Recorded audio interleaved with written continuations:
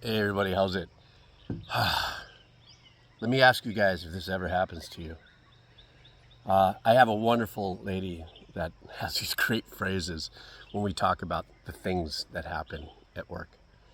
And she said something, I was like, oh my God, that's perfect. The person could be a hammer, but doesn't mean he can be one builder. So, what that really means is how many times have you encountered somebody who's excellent at managing but horrible at creative, and then they interject themselves into the creative process? And then when you try to explain the vision from a creative point of view, even if you have managerial skills or business acumen, they don't see it. They can't see it. They can't make it work. They can't crunch it with the numbers.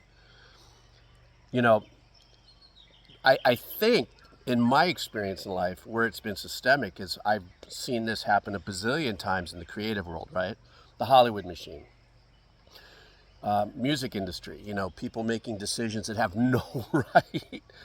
I don't mean like they don't have any right, meaning like they're to their opinion, but making technical or decisions to things that just go stay the out of it. But the creative individual has to definitely have his political skill set in order to navigate that. You know what I mean? Like, I think one of the biggest tools that I think a lot of us use. I'm not just saying me, I'm just saying it's just something that's part of our creative toolkit because creative people think in this ways.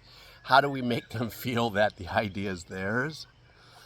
Or how do we maneuver um, the discussion, the pitch, or whatever, so that it leaves it open for them to contribute?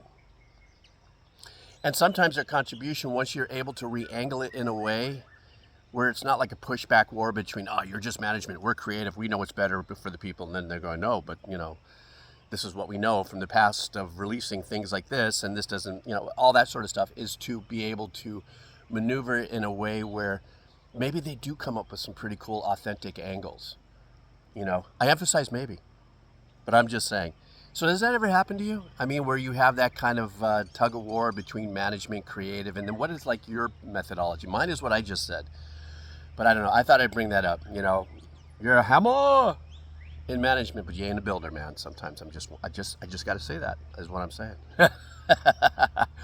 All right. Let me know if that ever happens to you, and how do you maneuver it, or is there a maneuver to it, or do you just have to go, bruh?